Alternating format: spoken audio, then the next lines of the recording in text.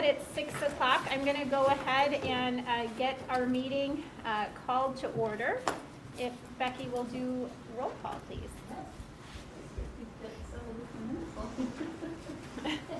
Michael, I'll call you first. Okay, I'm here. Good to see you. Gloria. Present. Okay, Mark. Here. Beth. Here. Lupe. Here. Daniel. Here. Jane. Here on the phone. Okay. Thank you. Are there any additions, corrections, or modifications to tonight's agenda? A very healthy agenda for the evening. Seeing as there are none, is there a motion to approve the agenda? So moved. Second. Thank you. Any discussion? Okay, all those in favor of approving the agenda, please say aye. Aye. Any opposed? Same sign? Thank you. We have an approved agenda for tonight. Hearing there is no public comment for tonight, is that correct? Any public comment?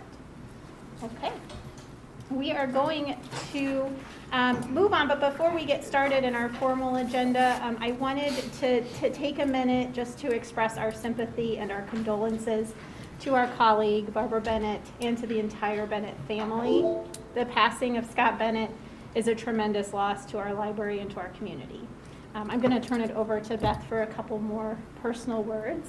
Thank you. Scott had served on the board with Jane and I think we're the only ones, for about 3 years, in somewhere between 2010-11-ish to 2013, 2014.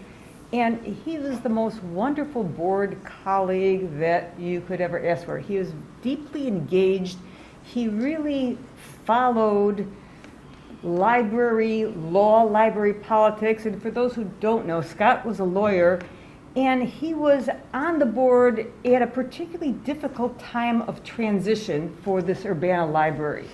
And he was invaluable in the guidance he provided to us during this transition.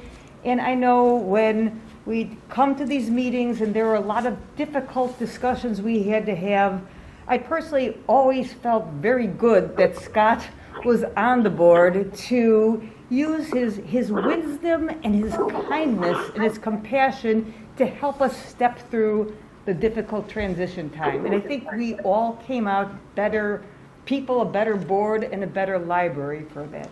So it was our honor, really, to serve on this board with Scott during this critical time. And of course, personally, he, at that point, was just beginning to be a father. And then when he found out he was going to have twins, if you could have the happiest guy in the world who started paying particular attention to the children's section all of a sudden. So it was just really wonderful, of course, and when he and Stacy had their wonderful twins, that was just a very joyful moment for us. So, you know, I too, we will all miss Scott, but, you know, I think we're all diminished with his loss. Thank you, Ben. Okay, so moving on to the business of tonight. Again, I want to thank everybody for being here. We are excited to welcome representatives from Inberg Anderson Architects and Isaacson Glarum Wachter Architects. Each firm will have 20 minutes to tell us about their project teams, their past projects, and even share some ideas that they have for our upcoming projects. Following their presentations, the board will have 15 minutes to ask questions. We are going to try to adhere to these timelines tonight, and we will have some timekeepers helping us along the way. So Dawn will signal us at 5 minutes, when 5 minutes and 1 minute remain. Even if a presentation finishes with less than the 20 minutes, we're still going to limit our questions to 15 minutes to ensure that we have a consistent process for both firms. Following both presentations, I will call for a motion to vote for a preferred firm. After the vote, we will open it up to 30 minutes of board discussion before we take a roll call vote. In the event of a tie vote, are we still at an even number tonight? Yes. Yes, you are. Yes, we are still at an even number. So in the event of a tie vote tonight, we will need, hold on, I gotta go to my notes. We will need to call for a motion to pass, to defer the vote to our following meeting, and we'll need to state a date and time and location for the record. So we've got some logistics we'll have to follow there. If we do reach a decision, we will vote also tonight on a resolution that will authorize Celeste to negotiate a contract with the highest ranked firm or the second ranked firm if an agreement cannot be reached. So we hope that that negotiated contract will come before us at our next meeting in January. So as a reminder to the board, we will not be seeing plans or blueprints tonight for either of the projects. Those will be developed after the contract has been signed. Okay, so I think we are scheduled to hear first from Inberg Anderson, so I'd like to ask their representatives to go ahead and begin. Hello all. We are in fact Inberg Anderson. Who's our timekeeper? Because we packed the 20 minutes full. We are pretty much going to follow the outline you provided, so it's going to be a little bit of introduction. This is the team. We're not the marketing guys, and then someone else comes in and does your work. If you select us, these are the people you'll be working with. It's important to us to maintain continuity throughout the project. We really assembled this team with an eye towards a broad range of expertise. So I'm Joe, I'm the partner in charge. Kristen is going to be our project architect. Sean is our team leader, and Estella is our interior designer. It really represents the full range of expertise that you need to bring even the smallest of library projects to fruition. That's because they're complicated enough to really have to engage the community in a way that's meaningful for a long time, and it has to resonate with the existing infrastructure that's in place. So it's no small task. Buildings are tapestries just like communities are tapestries. And we want to make sure that we do justice to every project. We've had the opportunity to work with a lot of interesting libraries and tackle a lot of interesting topics, but we don't make the mistake of thinking we know everything about libraries. We're not librarians. We don't use this library. We want to respect the individuality of this community and how you all use your library. We do represent ourselves as knowing a lot about buildings, especially buildings that support library service.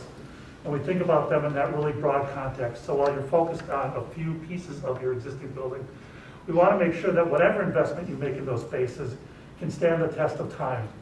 So it has to fit into an overall building infrastructure that's, in part many decades old, in part a couple decades old. We want to think about what's coming next in the life of the building, in the life of service paradigms. So making sure that we're thinking about that broadest range of the life of the building is important throughout the process. And so when we start to think about creative solutions, we're trying to make sure that we're in a framework of participatory design and collaboration. So when we talk about creative solutions for your library, our process is first starting off establishing and working with the staff, working with the people who know your community and you know your library the best, and establishing goals and priorities. And that what we've learned as designers is that oftentimes the first idea is not actually the best one. So it's working through several different options, testing out different ideas. And you can see over the course of, we start with an option A, B, C, D, E, presenting those to the stakeholders involved in the design. And then there's often a process of, hey, this idea B has some great ideas here, but these things don't work. But there's some other things in option E that we would find really compelling. So over time, we refine these ideas, and that's where the creative solutions often come in. And again, this process, it often starts with understanding what you have. We don't start with a blank slate. We start with the parameters of what you know and love about your library, what works, what doesn't work.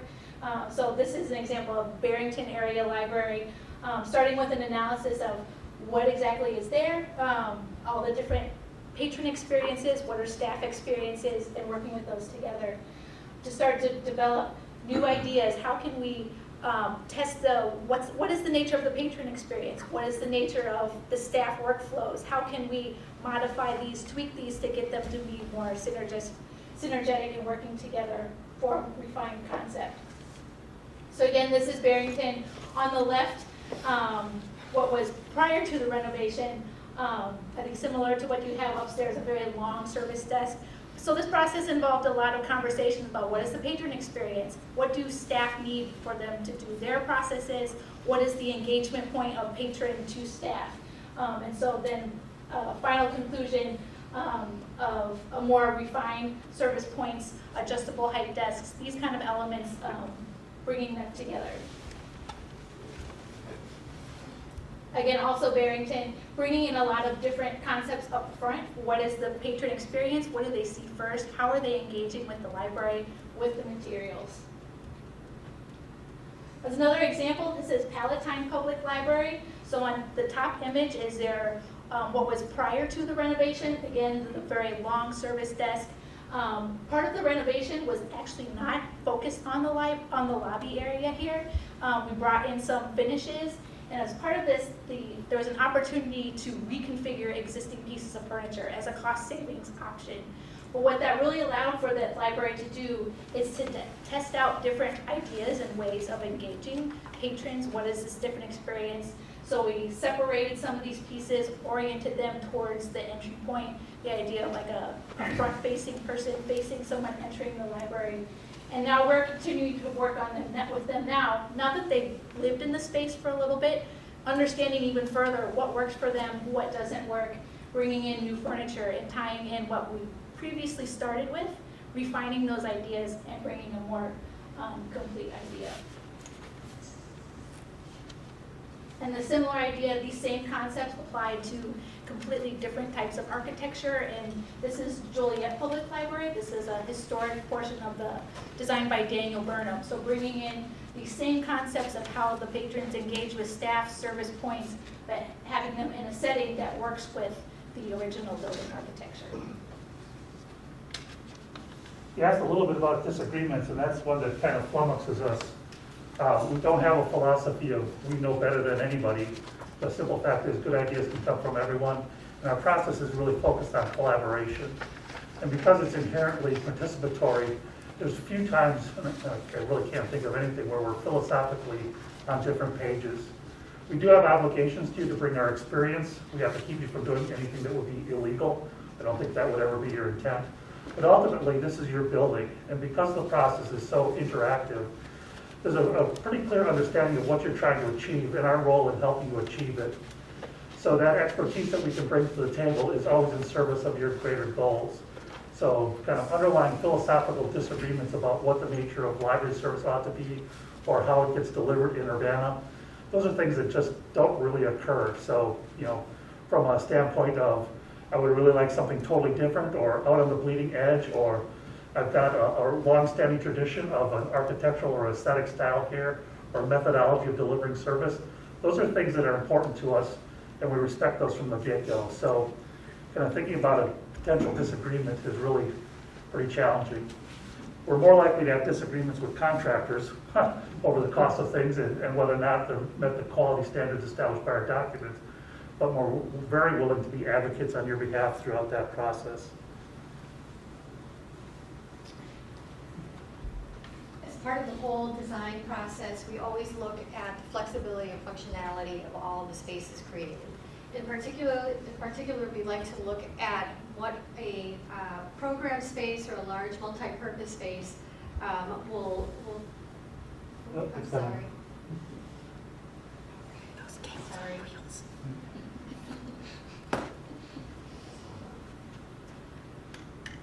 What these multifunctional spaces offer and how they are flexible and what kind of configurations for different types of programming, different types of age groups, and also making sure that the space is open and functional for all times, different times throughout the day, whether it's an open craft or a particular program. We also think about the storage that's needed to create these environments and to store and bring out all of these flexible furniture items. We also incorporate and think about the flexibility of any of the entry points into these program spaces, whether it's a flexible glass wall that can close off space or open up to an entire area. We look at how that would function in different spaces and what that flexibility creates for different types of uses and programs. The functionality of furniture, the placement and location of furniture, how people use furniture, whether it's in groups of 2, 3, or maybe just a book club that likes to sit and discuss a book in a larger sitting format. But we also think about the ease and use and the flexibility of the furniture, how it could move and facilitate different types of larger settings, larger programs in one space. We make sure that we look at the types of furniture that we offer, so that if this is something that is incorporated in any of the programming and planning, we can think about those items ahead of time. And then we get down to the very specifics, specific functionalities and needs, adaptabilities for certain features and products that, you know, maybe your patrons are looking for. Whether it's connecting to power, the ease of having a tabletop power, and making sure that it is near or close to somewhere where it's easy to connect and safe for patrons and your staff to really move things around and easily reconfigure them. Spoiler alert, we have more than one wow idea for you to consider. Some of them are really related to this notion of flexibility and adaptability. That sort of full spectrum attitude towards adaptability is important. And one of those places is really the marketplace. You've talked a little bit about the space across from the circulation desk and wondering what its full potential might be. Well, excuse me. It's bronchitis. I've had 13 COVID tests this year, still haven't caught it, thankfully.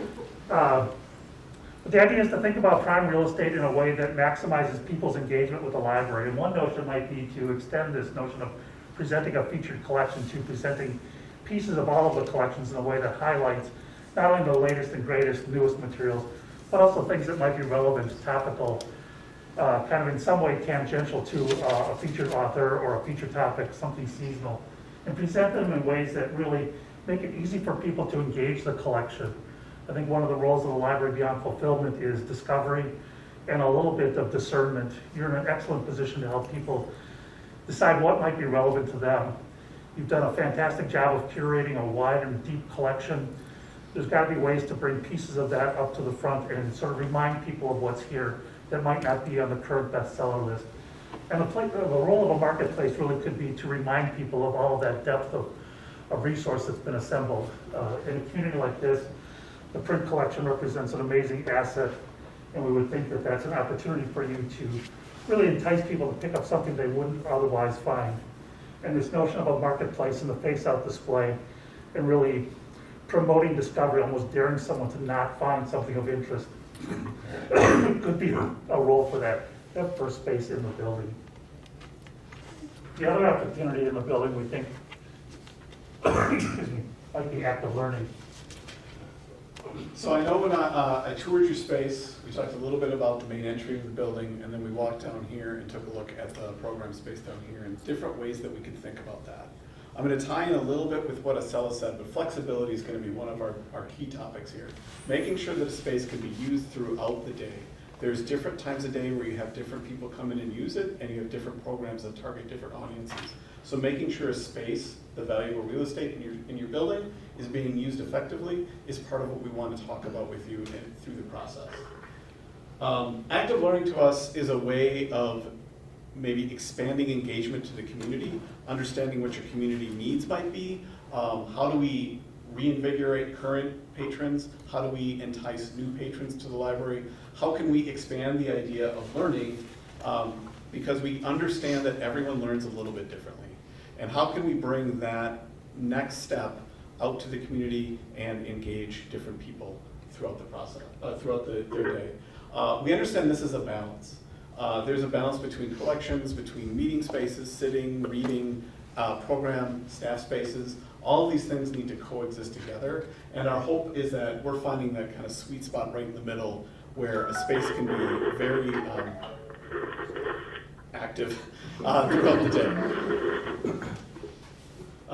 Again, looking at, this is another, we brought up Barrington, different kind of space areas and how the space flow throughout the day. There's areas that really target on books, areas that target about meeting and activity, but everything revolves around a great library service to the community and just keeping people interested when they're here and inviting new people.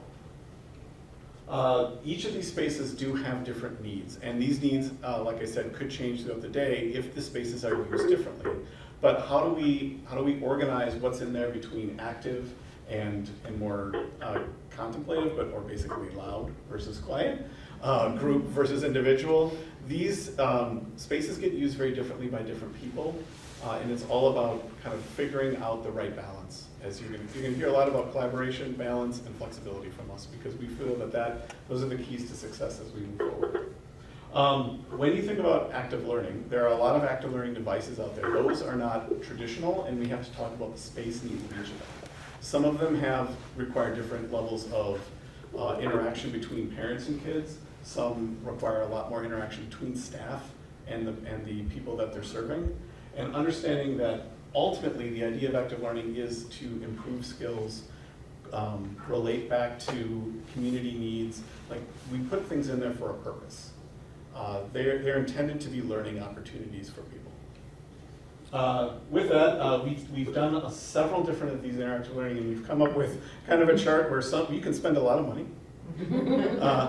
5 minutes. Okay, you can spend a lot of money and get a really big factor, but also understanding the staff or basically the level of care that active activity needs.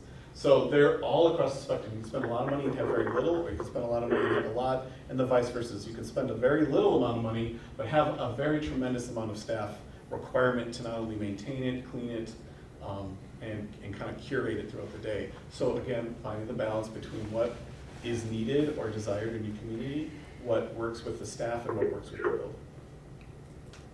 So, happy staff? Ultimately, it goes back to our idea of creating a space for people.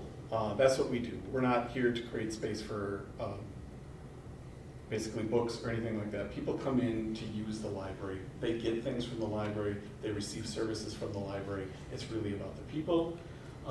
In this space, we're talking a little bit more about the younger people, but making sure that there's ways to connect with other people, learn in different ways, be part of a bigger system, and allow that flexibility for spaces to kind of incorporate different programming aspects throughout the life of a day or the week or a year.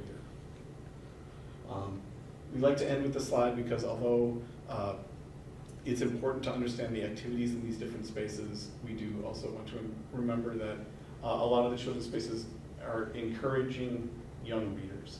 So a lot of the activity is also to encourage that connection back to the books, and we like to integrate that into the entire design of the process. So we've got the usual why us. A lot of it is about service. We are coming from Chicago. We go all over the Midwest. In fact, New York, New Jersey to Oregon. We have a level of commitment to provide quality service to all of our clients, regardless of the size of the project. Many of our clients hire us repeatedly, even as they move from library to library. I think you can see in these buildings that they all have a different aesthetic. We're not tied to an Engberg Anderson look. We're really thinking about the service and the impact that you can have in your community. And your building is one of the tools you have at your disposal. And we really want to make sure that it's used to its full effect. And we think we can help in that regard. So that's the end of the, how we do on time? 2.5 minutes. Oh, yeah. Okay, so thank you for staying on time, and thank you for your presentation. I'm going to go ahead and open it up to board questions. We have 15 minutes for questions. Our goal was just to kind of open it up, let some of our extroverts speak up first, and then try to reserve some time for our introverts to get a word in and questions answered as well. So I'm going to just open it up to the board. Does anyone have a question they'd like to start with? I'll play extrovert for you. Thanks, Michael. Brock, as a reminder of one of the things that has not been emphasized enough in past architecture, particularly public spaces, but indoor air quality. Yeah. Making sure that there's 6 air changes per hour at least, that are going through a decent HEPA or filter, et cetera. And, The other huge thing that often is going to need to be emphasized more, but probably won't be so much involved in this renovation, is energy efficiency. But it's probably a little bit too small a job for that to come in too much. But what are your thoughts on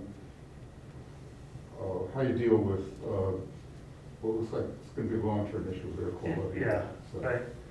Well, that's really one of the reasons we brought up that holistic approach to building design. There's gonna be some questions that seem pretty tangential that we wanna raise. And this whole notion of improving the building incrementally over time makes some sense if you have a strategic vision of what that ought to be. So wherever you are in your sort of capital replacement plan, we'd like to understand that.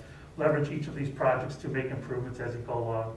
Think about some of the things that we've misguidedly imposed on buildings over time in this effort to put more books, more seats, more computers into spaces that really start to impinge on people's kind of personal territorial space. And there's a rationale behind aligning kind of a health distance with I need this much space to kind of get my work done, and I need this much space to actually feel comfortable and not threatened by someone who I know lives here with me in Urbana, but isn't known to me personally. And all of those things augur for a little bit more separation. So that sort of sense of psychological as well as health-related distance is important. So decreasing density to improve the quality of the experience, I think, is part of that. And then looking at ways to really become aware of the routine, not very glamorous things that need to happen in a building to keep it safe.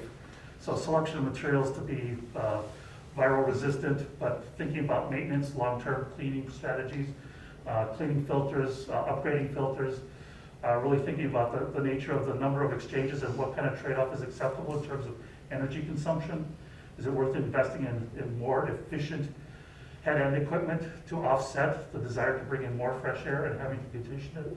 So you see that all of these threads start to interlock, and it really creates a need for a really strategic and longer-term vision of how to make this building people-friendly over time, adaptable, but also just responsive to this basic set of needs that we have as human beings: safe, healthy, comfortable. Well, Sean, you're the tech guy.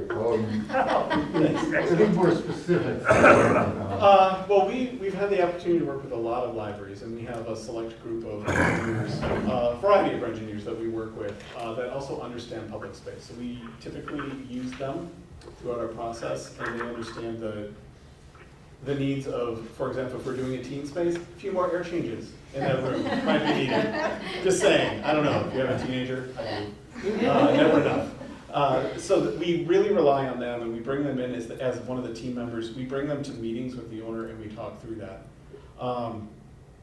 In the space upstairs, obviously, we're going to be looking at energy efficient lighting. We're going to be looking at how your air return and air supply is currently supplied, and then if we have to rearrange space or create different rooms, how does that affect the building overall? That's a very important thing that we need to figure out.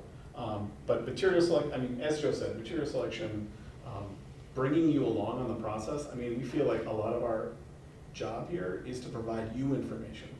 We provide you information, we make decisions together. That's how we avoid kind of conflict and misunderstandings. Yes. Okay, my question is basically, when you entered the building, because you said you entered the building, you toured the building, what's the first thing that you went, what's the first thing that made you go, yeah.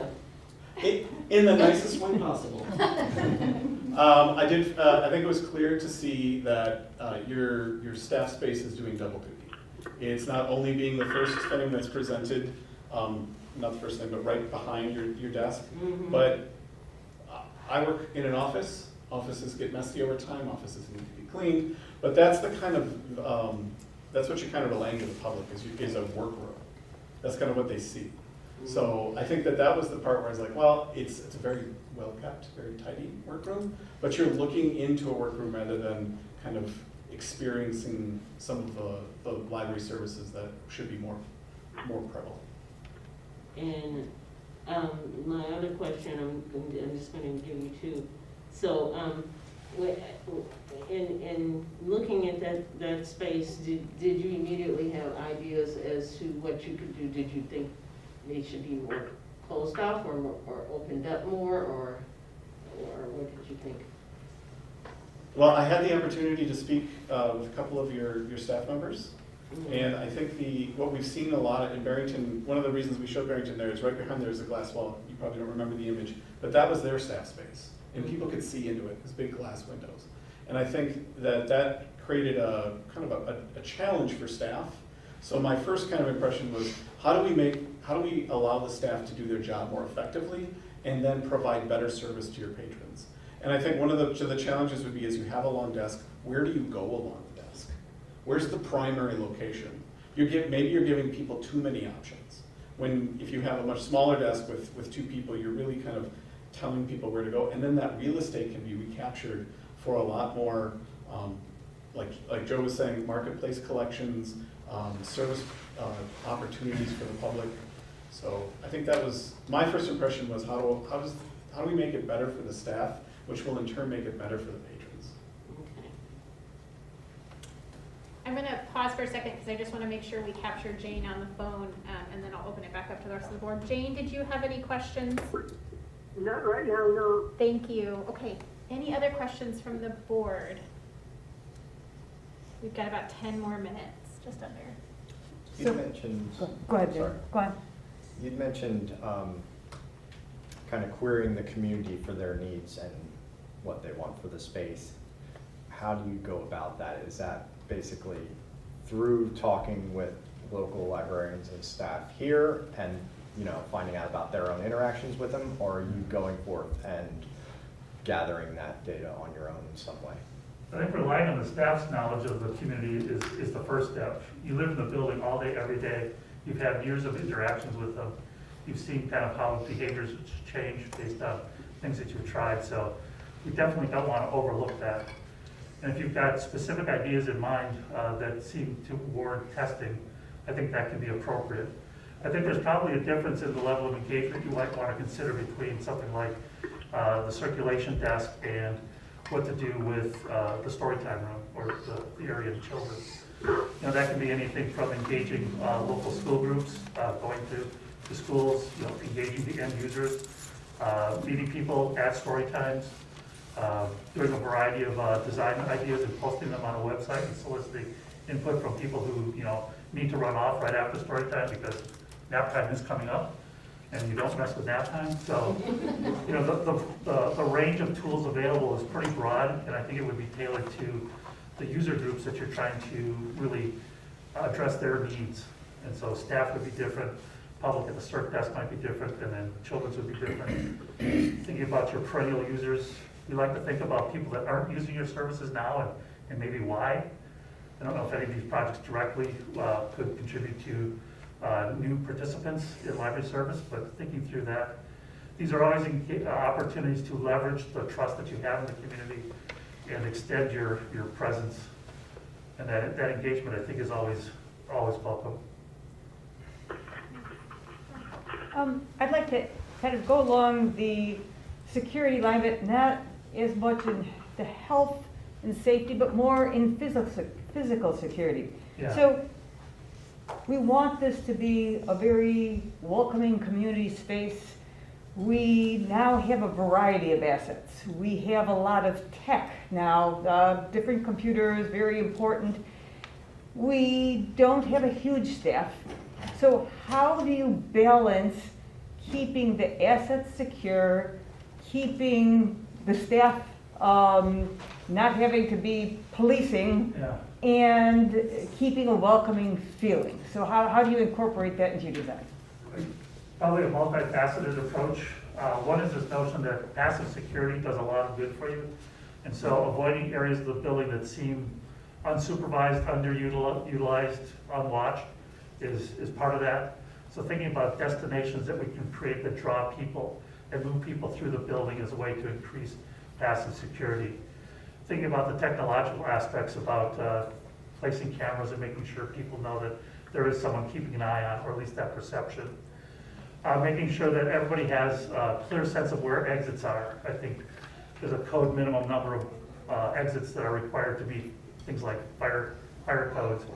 But in a panic situation, we don't always know where those are. So making sure that there's very clear ways to find safe places. Thinking about opportunities to make staff workrooms places of refuge so that they're easily locked from the inside. Maybe there's impact-resistant glass where there is glass. Thinking through those, what happens in a fight or flight kind of situation would be part of the evaluation. And do I always have multiple opportunities to find those paths? The first thing, though, I think, is to make sure that people understand that there's a level of awareness of who's coming into the building, and that there's that strategic placement of those staff outposts that you can maintain, and that they are located in areas that are both service-friendly, but also imply a level of control of the building. And so that arrangement of where those spaces are, when we talk about cost of buildings, we talk a lot about arranging buildings so that they help you rather than fight you. And a lot of these buildings are kind of contorted and create those blind corners or dead-end alleys. If there's a way to locate staff positions where you can see in multiple directions, recognizing that even in the most spacious of buildings where we can put all the stacks down, kind of 5 feet, there are visual impediments and people can try and get away with things in the building. But there are ways to address some of those limitations that a traditional library really imposes on you and fights you with that sense of security. Yeah, a couple of things that we've done recently that might address it is a lot of libraries now are putting duress buttons at the service building entry. So it would connect to your security system or it could connect internal to your building depending on how you want to set up. It's just an opportunity that not only provides your staff a little bit more security, but then can also actually get the security to where it's needed at the time. Talking back to that marketplace, one of the best advantages I think of that is really bringing those stacks down and allowing sight lines. We don't need to have super tall stacks anymore, but as people walk through the building, they're aware of whoever's out there.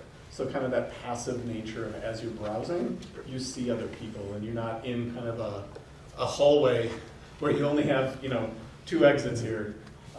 So that really I think helps people not only feel safer, but makes it a much brighter and happier space. We have just a couple minutes left. Any other, just 1.5. 1.5 minutes. Okay. So in 1.5 minutes, do we have any other questions? We got one more? This is a kind of 2-part question on time management. So one. In 1.5 minutes. Sorry. So one half of that being bigger, obviously out of town, but you do have experience working with longer distance clients, so how you manage that distance and how much interaction you expect with that, but also the other half of that is time management with how much is your team juggling concurrently, the same team that we would be working with. Yeah. Well, my car knows its way to Muhammad, so it can find Urbana. I've driven to Iowa City every other week for 4.5 years, so going places is not a big deal. My time in the car with an audiobook is my time, and it's not your time, so we don't really have any issues with that. This notion of, I like driving up to a restaurant with a lot of cars parked in front of it because that's a good place to eat. And I won't kid you, we've got a fair amount of library work. It's a 54-person firm. The Chicago office has 9 people, 7 of which actually sit in Chicago. We're stealing 1 from Madison and 1 from Milwaukee. And we do the bulk of Edinburgh Anderson's library work. So there's a depth there, but it is a group of people that have a lot of library experience. So we don't want to hand this to just about anybody in the firm to meet a schedule. We want to apply expertise. And we have the depth to do that. Thank you. I think she was telling the phone to stop, not you, but thank you. Thank you, everybody, for adhering to time, and thank you guys for being here to present to us. I appreciate the opportunity. Thank you so much. Oh my goodness. All And right. thank you for the help with the technology. Yes. All right, we're going to take just a moment pause just while we switch over anything that we need to. But I'm going to go ahead and invite our representatives from Isaacson, Glarham, and Wachter to join us. Thank you. Do you guys need any text set up? I sent it, so it should be on your lap. Yep. All right. Probably a little bit since we recorded. John, are you good? It was all smooth. No, he's perfect. He's perfect. This is a little unusual. Usually we don't watch each other's presentations. We're trying to figure out if we're supposed to leave or. You're only I moving put you stuff there so you around could get that's on work already if you wanted to. exists. You're also welcome to stay, of course. Right, Whichever. housing, We give you, Yeah. we give you the option. because that's a big part of About tall top. I'm gonna go inside and our, call. it's inspired to hear Well, I guess ideas the of only how question I they've would have helped. would There's lots of I libraries. think there's going to be a lot additional questions during the board's deliberations. I don't think, I think it's between, discussion between them. Yeah. Okay. Ask questions, it'll just leave.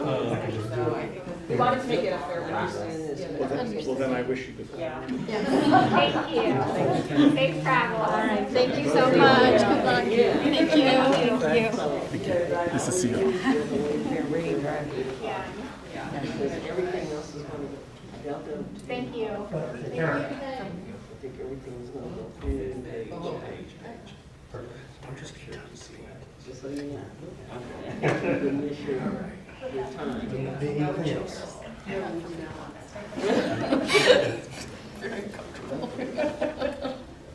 All right, good evening. Good evening.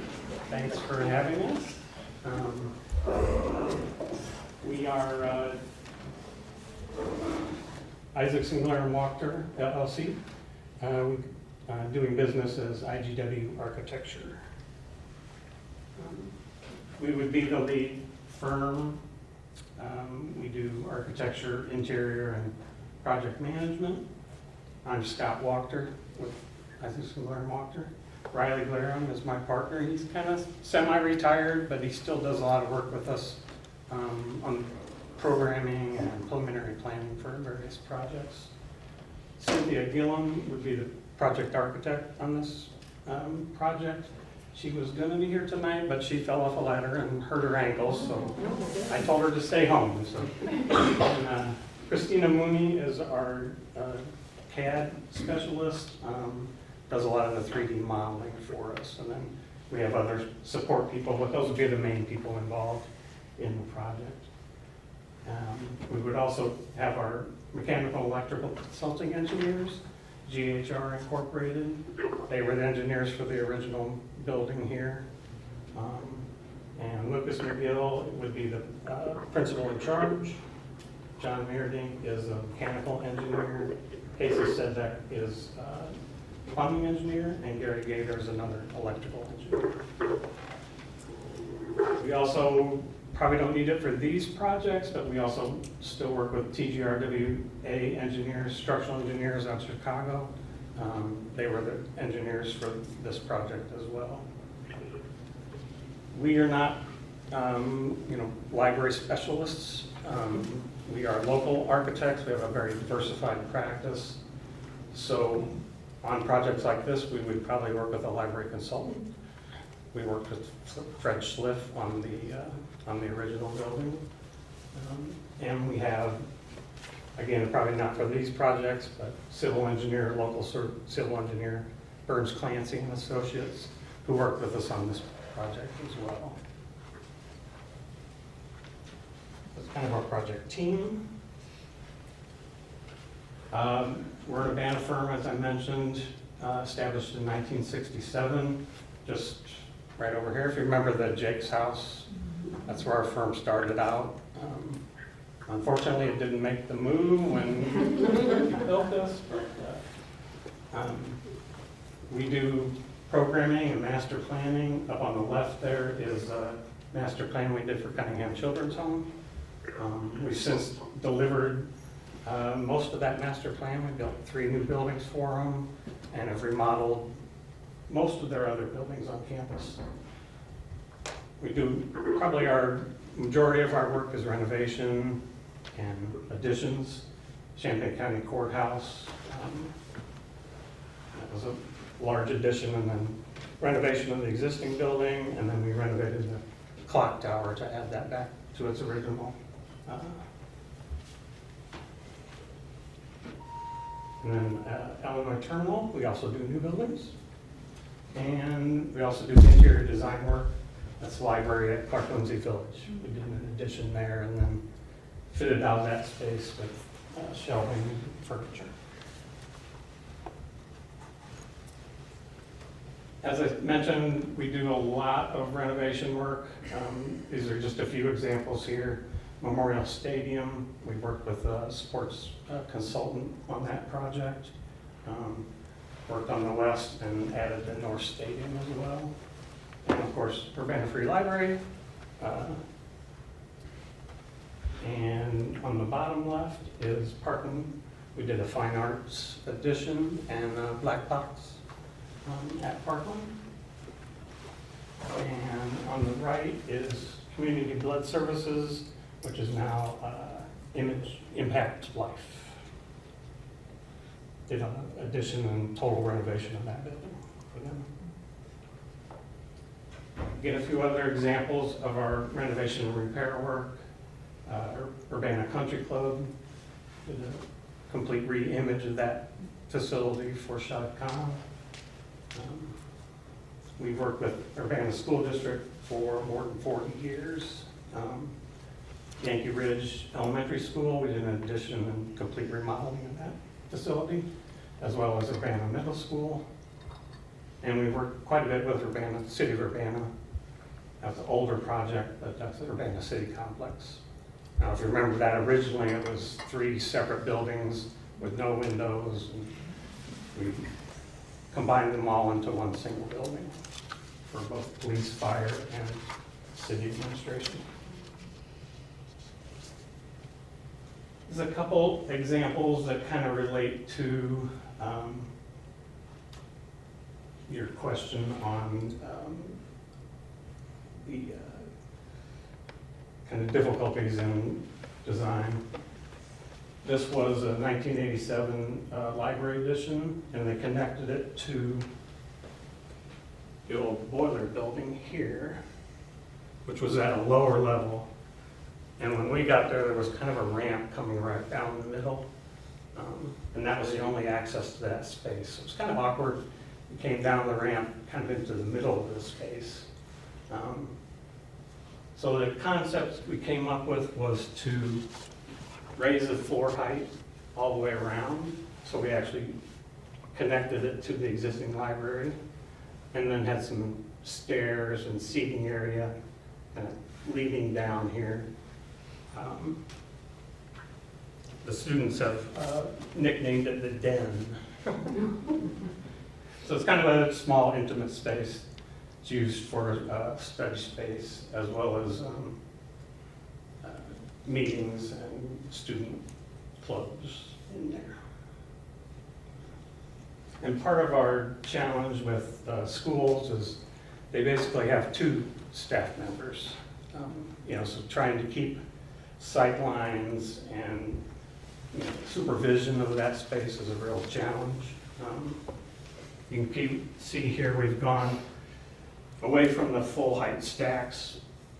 We have lower stacks, and they're all on casters, so removable, creates quite a bit of flexibility.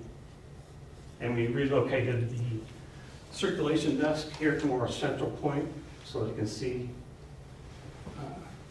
the whole library from that location.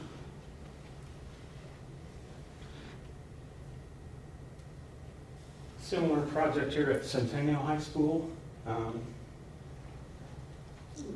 This one was challenged from a budget standpoint, but it was a fairly nice space overall.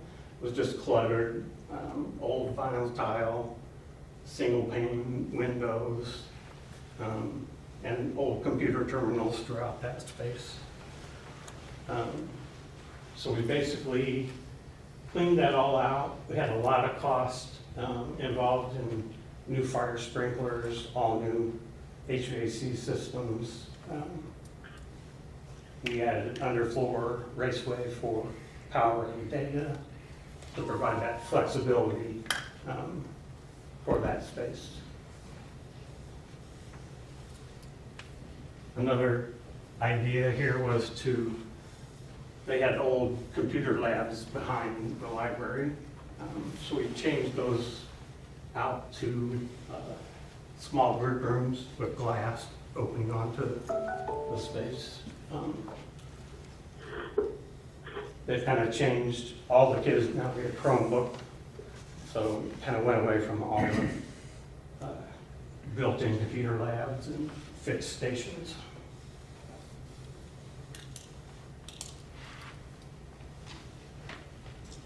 So just looking a little bit at your projects.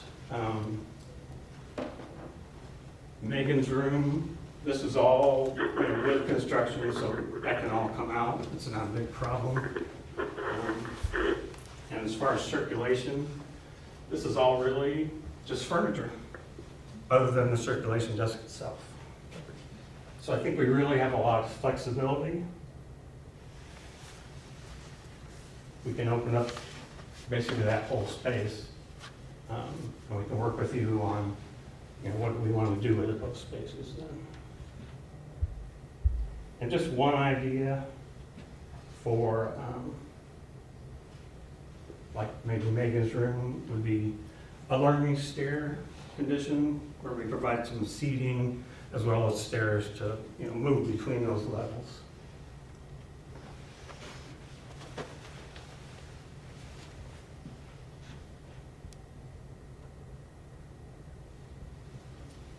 So that was quick, but. Excellent. Thank you for that. Board, we will go ahead and open it up to questions. Just as a reminder, we'll still leave it to our 15 minutes of time, so Dawn will keep an eye on that for us. But same as before, Sharice already has her hand up, so I am going to let her take off. Yeah, I have to leave to go to another meeting, so. Sure. What I want to know is basically the same question that I had for the other time. What exactly, when you walk into that area, and what is it that makes you go, Well, this building was a challenge. The program for this building was significantly larger than what we were able to actually build. The city was only willing to fund a certain level, so we had a lot of battles during the design with the city and Fred Schliff, so I think it's a fairly crowded building, I think, would be my first impact. And yeah, I think go ahead. as we talked, that, visibility of that space, that work space behind the circulation desk could be an issue. Might want to look at some options for screening that or relocating that. Okay. So, and that would be your solution, so maybe possibly screening it or relocating it. Something I didn't get to ask the other time is this, because I look at color scheme or how the colors pop or don't. And I know everything, when I walk into, and I love this library, but when I walk into it, it's just kind of dead. Yeah. It's all neutral colors. Yeah. I would love to see something that's not so neutral. Is there something that you could, do you see that? Let me put it that way. Is that your vision? Yeah, no, I think so. This building is getting old now, so it needs some freshening. I think some brighter colors could help that. Yes, I agree. Would brighter colors also to you make the room appear to be more open as well? Or, I think it could. Some lighter colors will help expand the space a little bit. But again, we've got a lot of stuff in our building here. So. And I love it. But Yeah. I mean, it's a cozy space, but there's a lot here. okay. So with that, can you talk about both the advantages and disadvantages of your firm and even your partner firms like Birds and Clancy having done the previous project? Like, I almost kind of think you almost could bring some knowledge, and that knowledge can be both biasing, but it can also be deeper knowledge. But does that prevent you from thinking of it as very greenfield because you have that knowledge? No, I think it gives us a better understanding of the building, and, you know, how the systems work in the building, mechanical systems. There was a discussion about, you know, indoor air quality, so I think those are things we could certainly address. Those are things we've addressed with a lot of our clients here recently. There's various filters and increased airflow. There's a lot of options there for us. No, we don't have any preconceived ideas that this is a perfect building or anything like that. We understand, you know, how people are using the library has changed significantly, you know, since this was built.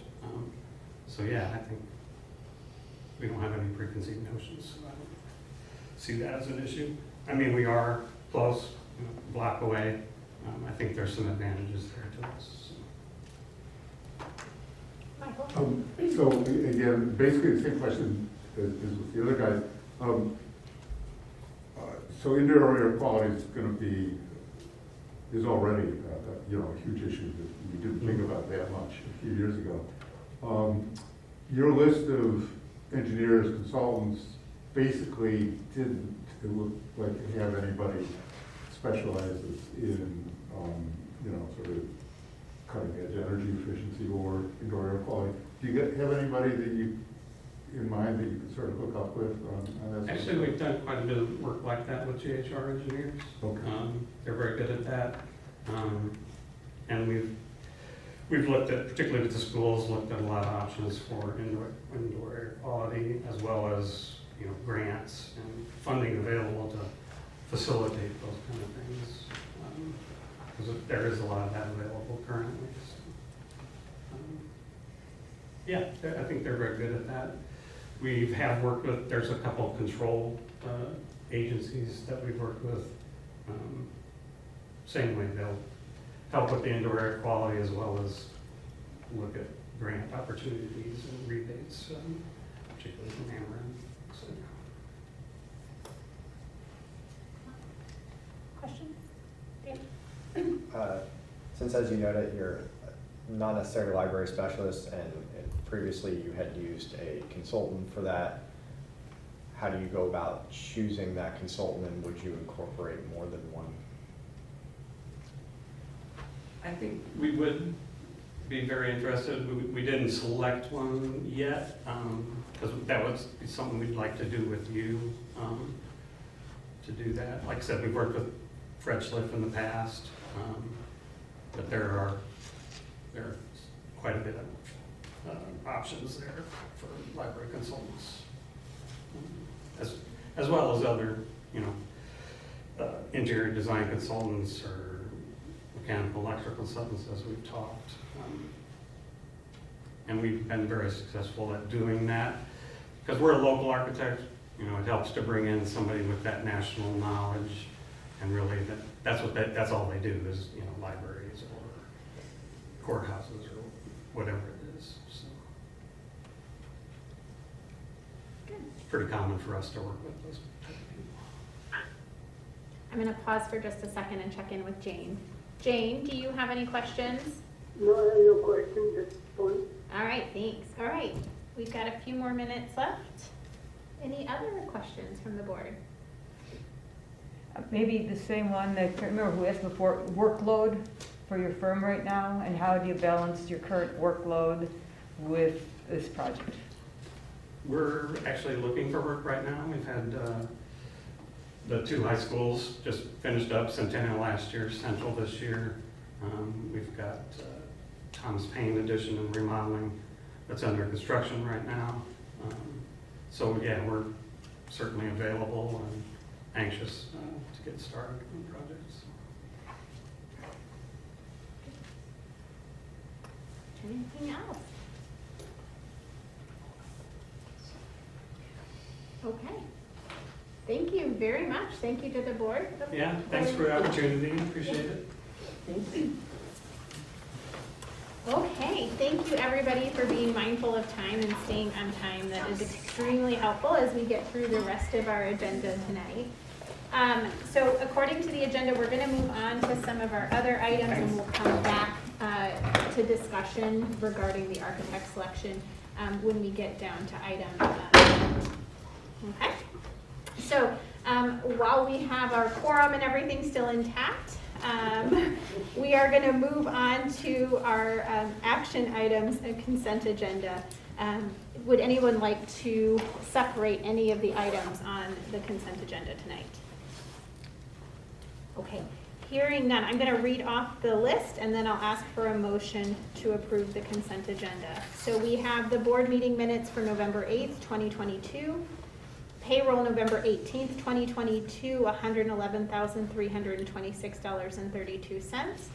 Payroll for December 2nd, 2022, totaling $108,705.96. Bills for November 10th, 2022, $49,997.92.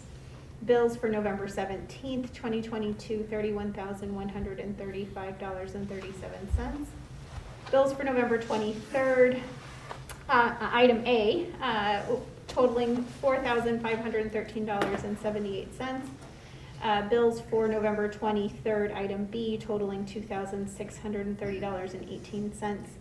Bills for December 1st, 2022, $10,876.10. And the bills for December 8th, 2022, $37,807.23.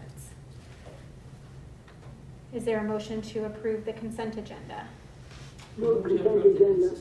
Okay, I've got Jane with the first, a second? Second. Thank you, Charisse. Is there any discussion? Okay, hearing none, all those in favor, please say aye. Aye. Any opposed, same sign? Okay, thank you. We have an approved consent agenda tonight. Okay, so now we can move into our action items, 8.1 being the selection of the architectural firm. So just to make sure we're doing this right, we're going to call for the motion to do the vote. We will then call for a second, and then we'll open it up for discussion among the board. All right, so is there a motion to select an architectural firm?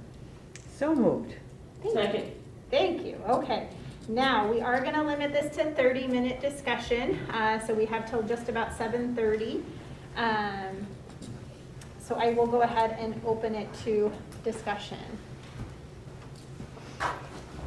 Well, because I have to kind of Yes, get Sharice. going, when I kind of move this on.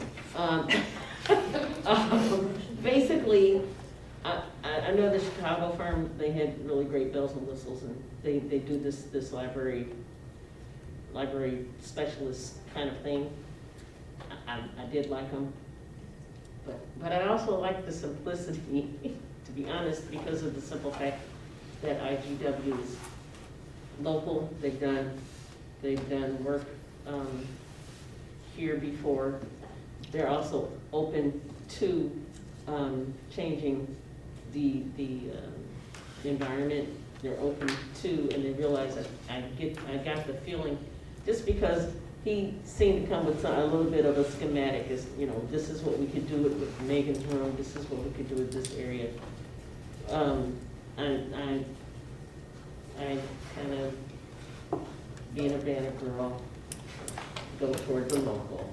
So I do like them a lot. That's just me. Yeah, no, to keep things moving, I'm gonna echo Sharice's sentiment. I appreciate being local. I appreciate their history with the project. I appreciate with our partners in the city and USD, and seeing that track record, I think is important. While I do really appreciate, I agree, a lot of bells and whistles with what the Chicago firm brings. I think there is something to be said for having those connections and really having what I appreciate to be a good understanding of the community. So, Michael? I'll add something else also for the local one, which is that it was possible to listen to him. God help any staff members that have to listen to the sort of jargon that the Chicago people felt like.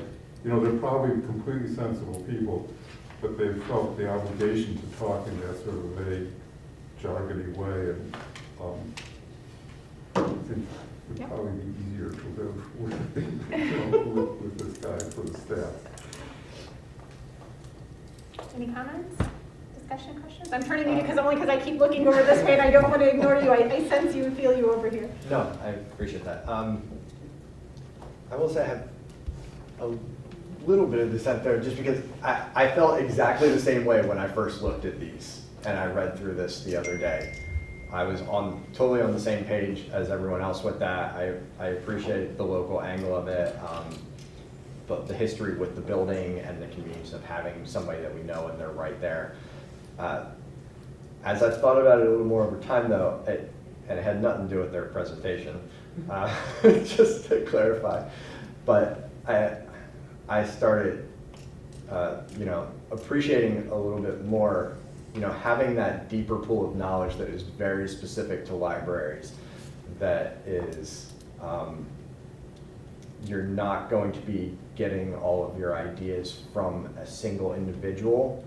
You have lots of various projects and people to pull those ideas from for originality's sake, for creativity of working with the space that they are given.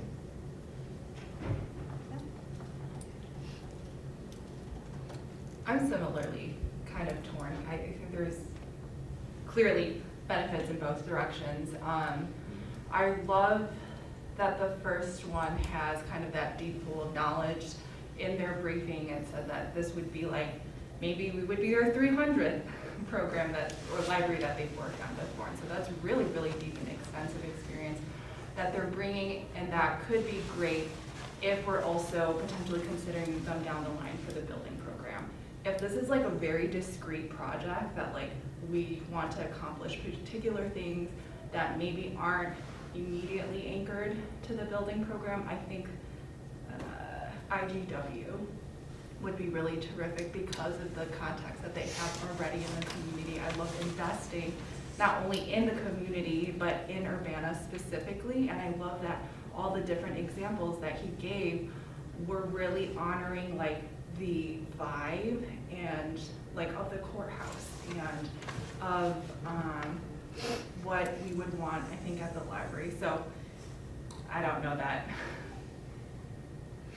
I'm having a hard time trying to figure out where it seems like on the consulting side, they both can tap into good networks. The staffing on IGW seems a little bit weaker in that they have on their primary project team someone who's retired, right? And so maybe that's reliable, maybe that's not, but that person clearly has a lot of demonstrable knowledge and past experience for negotiating a good price for us. It seems like IGW might be better because they are actively in need of work, it sounds like. And so we may get potentially better terms with that. I don't know. My multiple sense. I thank you for those points. I think they are all really valid, and I'm glad you brought up the concept that we are looking at this project, but we are trying to also think long-term, big scale here as well. So I think that's an important factor to consider. I'm going to pause for just another second just to make sure we hear from Jane. Jane, do you have any comments for discussion?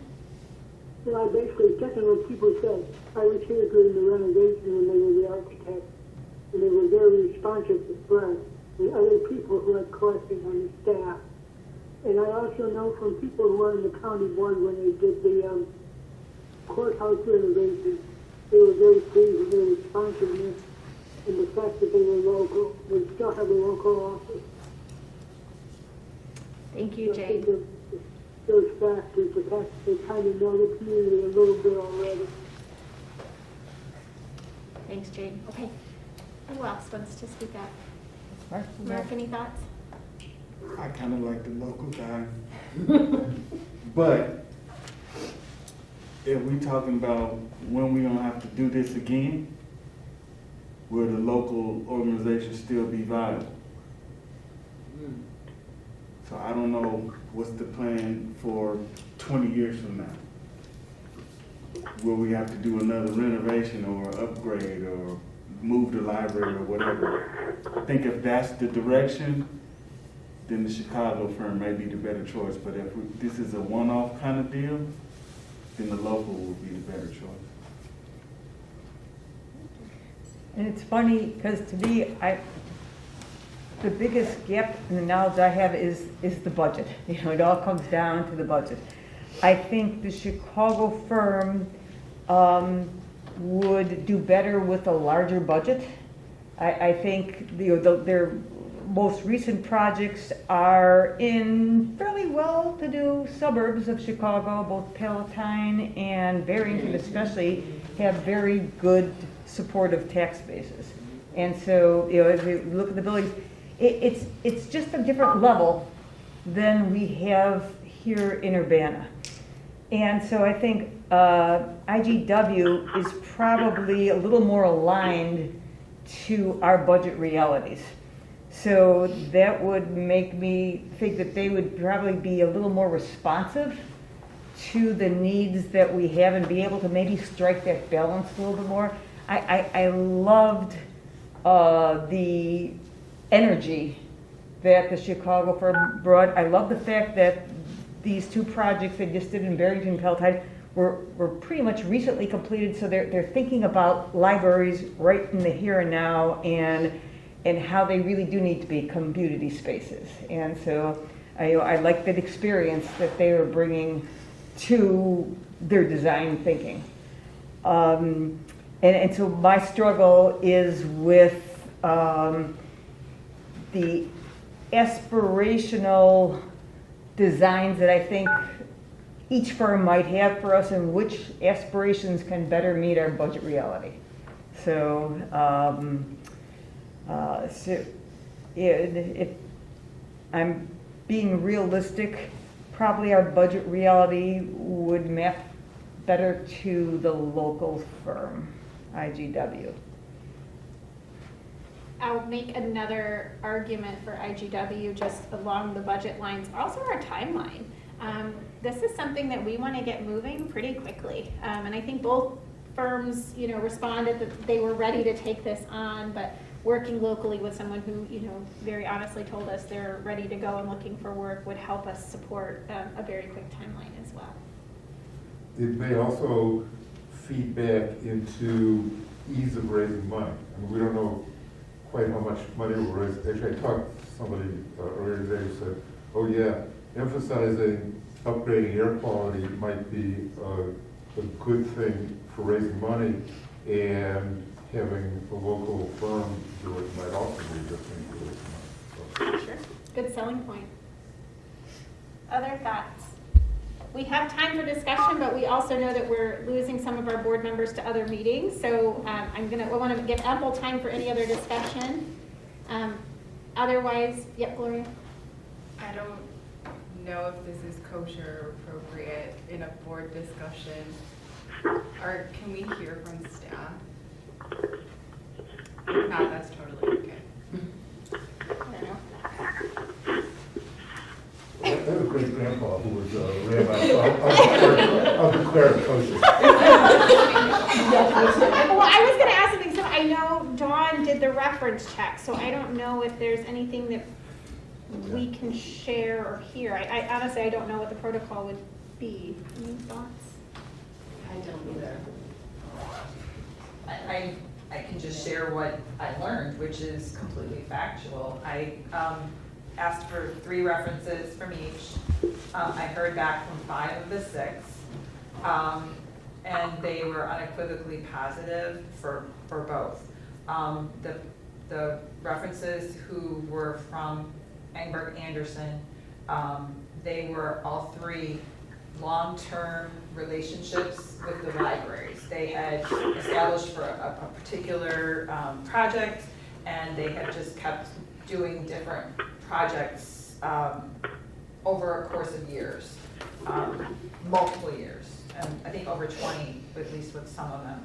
And then with Isaacs and Glarum, it was Parkland who got back to me, and then also it was a local one as well.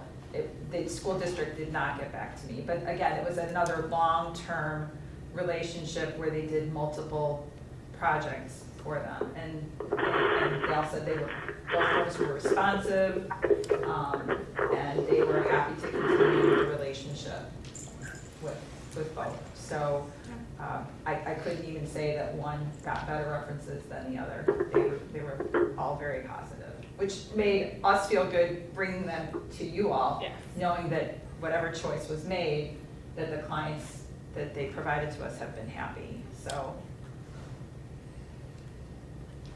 Thank you. May I ask a question? Sharice, at city council meetings, do you pull staff in for converse for board, just city council discussions? If they do a presentation, and we may ask them questions, and they can, for stuff like this, normally not unless it may have an impact on their department. So, like if someone is doing a plumbing something, or somebody from Public Works might be there to comment on what's capable or what you can't do, or, you know, or something like that. And usually it's kind of like that. Well, it sounds like this would have impact all your departments, but certainly, Yeah. so fits in that category. So obviously none of us have talked with each other, having not seen any of this. Yeah. So I would be, if you'd like my opinion, having just heard this, Yes. I would be curious to work with a Chicago firm that has more experience with libraries and with a fresh set of eyes for the building. Okay. Because there's a lot happening in libraries that we could learn from.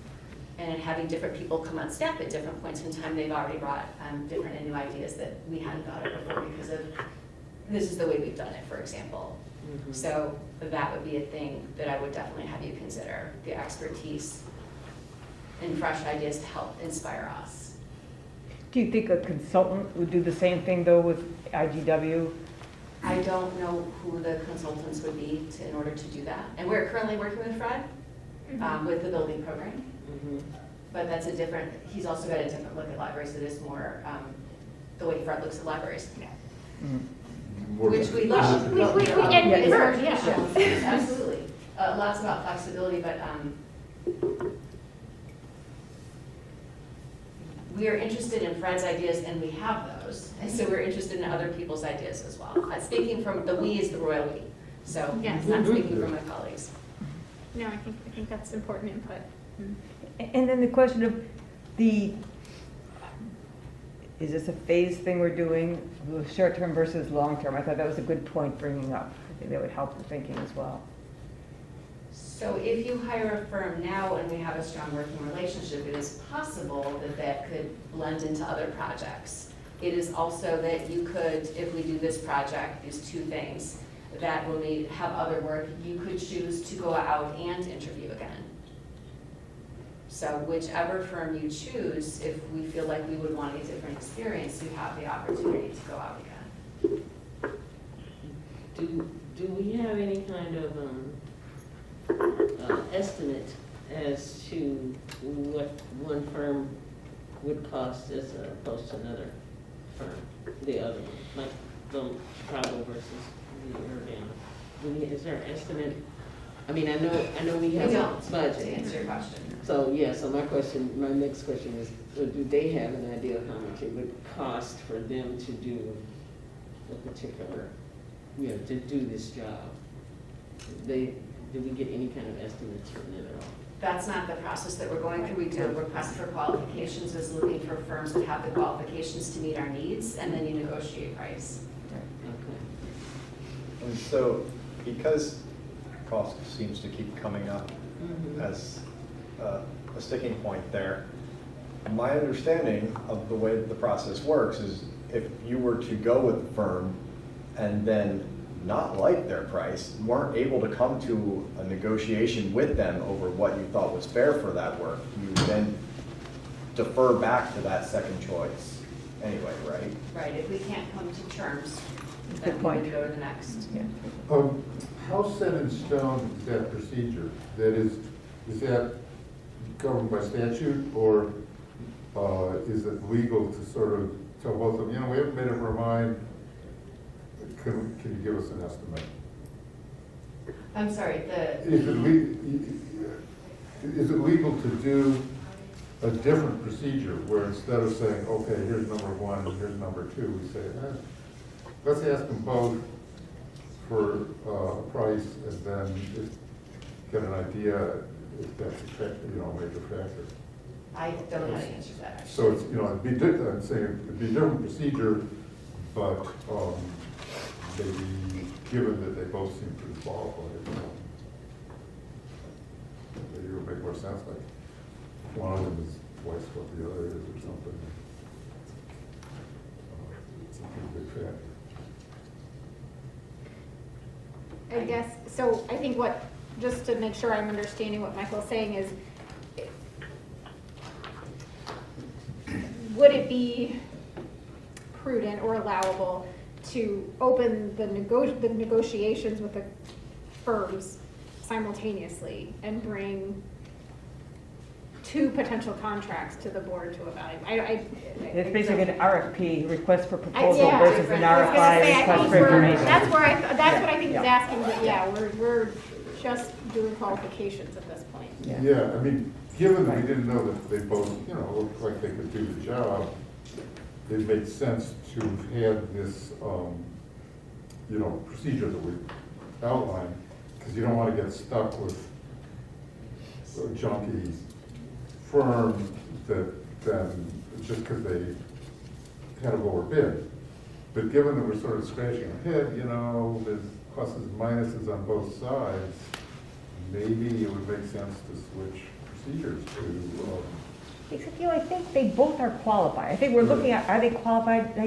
Right. So I don't think it's a question of are they qualified or not, which is what we're deciding on. And so now taking two qualified firms, just choosing one to go ahead based on the qualifications, and then, you get down more into the contractual things.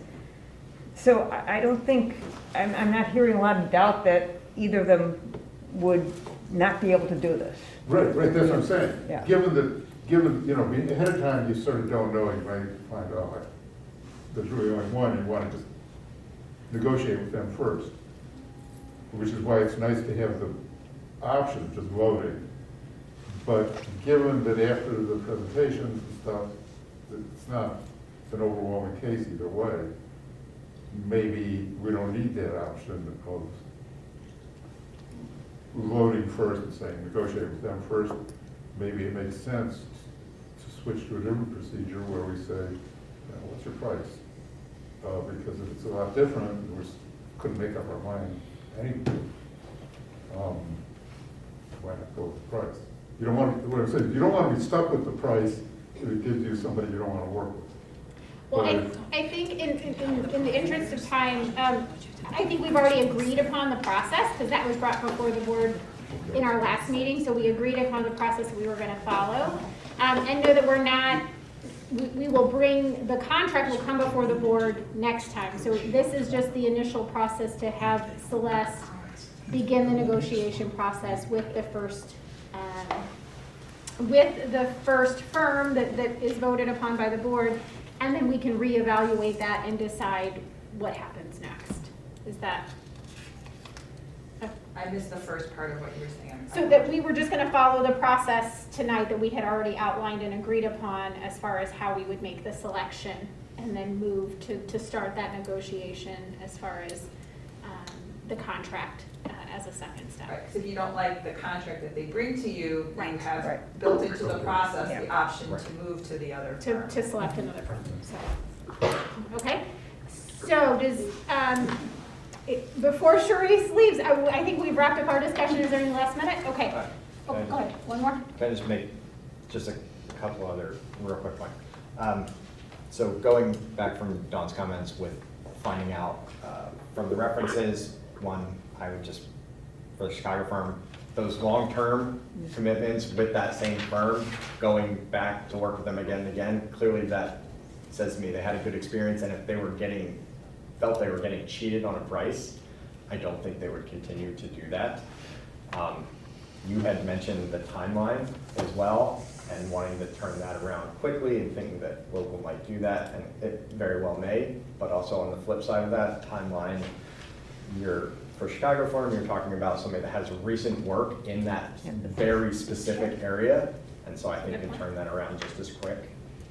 And lastly, as we've already mentioned, just it's built into that process where if you really don't like that, it could be turned around to the next one. Yeah, I think those are good points. Thank you for bringing them up. Okay, so we have already had a motion and a second for the vote, so we are going to move into our roll call vote. Becky will go by and ask each of you to just name your top selected firm. So you're just naming your top firm. By default, the seconds will all be whoever comes in second. So, Becky, roll call. Michael?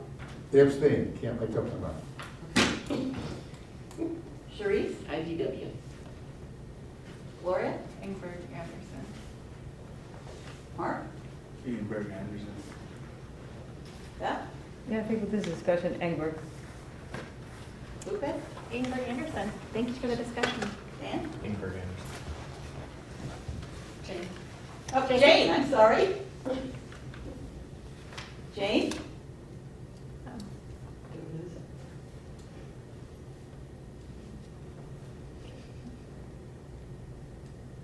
Jane, can you hear us? Yeah, this is Jane. You can talk to me? Yes. Yeah. IGW is my choice. She said IGW. Okay. Thank you, Jane. Okay. Okay, based on our roll call vote, it sounds like Ingrid Anderson was number one and IGW number two. So, the next, thank you for that. The next thing on our agenda is 8.2, Resolution 2214, to authorize the executive director to negotiate a contract with Ingrid Anderson first. Is there a motion? So moved. Thank you, Gloria. Is there a second?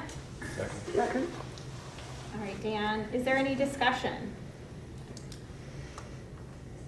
Okay, hearing none. All those in favor, please say aye. Aye. Any opposed, same sign? Motion carries. Thank you. Okay, so moving on to some more standard things in our agenda. Our next action item is 8.3, the revised leave policy. Does anybody, is there a motion to approve? So moved. Thank you, Beth. Second? I think I heard Jane there. Thank you. Any discussion on the leave policy? Okay, thank you. All those in favor, please say aye. Aye. Any opposed? Thank you. That carries. Moving on to 8.4, the schedule policy. Some modifications that were in the packet. Is there a motion to approve? So moved. Thank you. Is there a second? Second? Thank you, Jane. Any discussion? All those in favor, please say aye. Aye. Aye. Any opposed, same sign. Thank you. That also carries. 8.5, the EEO and anti-discrimination policy. Is there a motion to approve? So moved. Thank you, Dan. Second? Second. Thank you, Beth. Any discussion? All those in favor, please say aye. Aye. Any opposed, same sign? Thank you. That also carries. 8.6, the 3D printing service policy. Is there a motion to approve? Move approval. Thank you, Jane. Good policy. Is there a second? Second. I heard Dan here. Any discussion on the 3D printing policy? All those in favor, please say aye. Aye. Any opposed? Thank you, that is approved. 8.7, reaffirming our meeting room policy. Is there a motion to approve? Move approval of the meeting room policy. Thank you, Jane. Is there a second? Second. Thank you, Michael. Any discussion? All those in favor, please say aye. Aye. Any opposed, same sign. Thank you, that is also approved. And 8.8, our monthly Ameren invoice for $13,216.68. Is there a motion to approve? So moved. Thank you, Beth. Or second? Second. Thanks, Mark. Is there any discussion? All those in favor, please say aye. Aye. Aye. Any opposed, same sign? Thank you, we have that approved. Thank you, everyone. We are now moving into 9.0, our staff presentations. Thank you to the staff for hanging in with us. To bring us the draft technology plan, Leon Wilson. Hello, everybody. Give me one moment. Celeste.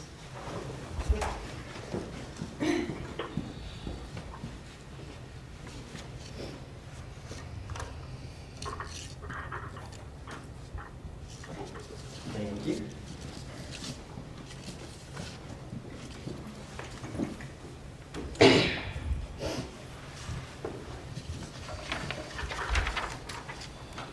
All right. Hey, everybody. My name is Leon Wilson. If you don't remember me from last time, I'm the IT manager here. Tonight, I want to share some highlights of last year's tech plan that got done.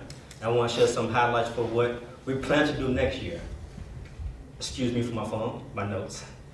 So, and of course, we want it to work. It don't work.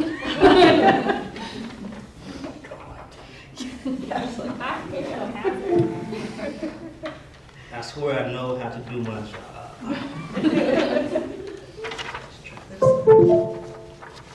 There we go. So, the past, 2022, coming out of the pandemic, it was still a little rough, but some of the highlights I want to tell you about was TBS.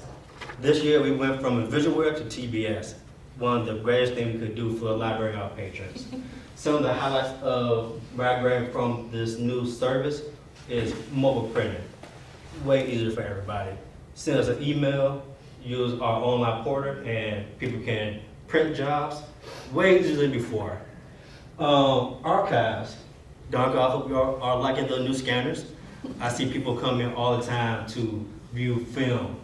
And with the big massive screen and the brand new digital scanners, it's so fast. People are liking them, and the breadth of knowledge people have access to is just better for everybody. Education. For education, cybersecurity training. Sorry, got more trainers. Sorry, not sorry. One of the biggest things I want to make sure that we continue to hammer in is our security. Specifically in this example, our number 4. I've worked with that vendor to make sure we target and train people on current tactics of the bad guys. I want to make sure everybody knows what are people doing today versus what was happening yesterday, because it's always something new. Lastly, layers. In this year we have dual IP failovers. So one fails, we are online. We have Hyper-V clustering. That is, we have multiple servers, and if one go down, another one pick up the workload. And we have cloud storage. So if, God forbid, somebody fail my trainings and fall for a trip, we have the means to come back up. So we have multiple layers to enhance our availability to our patrons in our community. For the future, one thing that I think is really, really important to really embrace everybody is to target our youth. 2 big ideas that we really want to do and try to challenge ourselves to do. One is a gaming cafe. We will host a gaming area on one of our servers so our youth can sit down in your computer and access a catalog of video games and allow them to play with each other in the library and outside the library. The other thing also for our children, we want to offer tablets. Have tablets tied to the desk so our youth, kids in particular, love to touch things and move things around. And I think it's a great tool to help educate our patrons, our young patrons. Collaboration. Another big thing that I hope we can do next year, our meeting spaces, add some technology to that. Instead of having a projector and connecting to our computer, we can do all that wirelessly. Remove the cables and make it easier for people to connect in a meeting and toss ideas across the table virtually and physically right there. Outreach. I don't remember that one. So outreach. We currently go out to deliver books for people. we don't really have a means to check out when we're out in public. To extend our capabilities to check out material, we want to research ways to make that not easy, but securely. So the people who can't get to us, we can get to them. Lastly, connections. I want to enhance all the staff and in hopes to better communicate with each other and collaborate. By doing this, we will be using Teams and other Microsoft products. So when I am across the country to do something else, I'm right there like I never left with my teammates. And by leveraging the tools that we already have and moving to a cloud-based solution of Teams and voice over IPs, I could be anywhere and answer my work phone. I could be anywhere and do the things that we need to do to serve our community. And those are some of the big dreams I have. Really hope we get the money to get it all done. And that's some of the highlights that we did last year that I hope I made everybody proud of so far. Any questions? I have a quick question. Thank you for that presentation. So my question to you is, you presented some really great ideas. So what is the single technology idea or project that you think will have the greatest impact on the library in the coming year? I really think my first point of children's. As a parent myself, a 2-year-old and 4-year-old, my wife, I hate to say this, love going to the Champaign location because of all the little things they have over there. I want my kids to come to my job. So I really want to focus on youth technology and get the young people here who will bring their parents. So I would love to see more patrons here because of this. Excellent. Thank you. Aside from the obvious that you already mentioned of money, is there anything particular you feel that you need to accomplish those goals? I'm sorry. Aside from the obvious of money, which you mentioned, is there anything particular you feel you need to accomplish those goals? Money-wise? Aside from money. I'm You sorry. know you're gonna need that. what do I need? Is there anything aside from money? I need, that's a good question. I need to leverage our MSP because I don't know everything, of course. And I want to make sure that I consult with my vendors for the best products, the best solution for everything. I need to outreach to our community and make sure we are getting the games and getting the needs that people actually want to do. So feedback from professionals and feedback from our community is what I also need. Just a comment that, we had this strategic planning thing, which really came up with two things. One is a little more focus on youth, and then a little more focus on multilingual. What you're emphasizing actually is very much in line with exactly what we said we want to do. There's a lot of emphasis on the kids. So Thank you. Yes. Any other questions or comments for Leon? Thank you. Thank you very much for your time. Okay, moving right along tonight, we are up to our fiscal year 21 per capita grant requirements. So we have, looks like, 4 chapters to discuss, starting with Mike.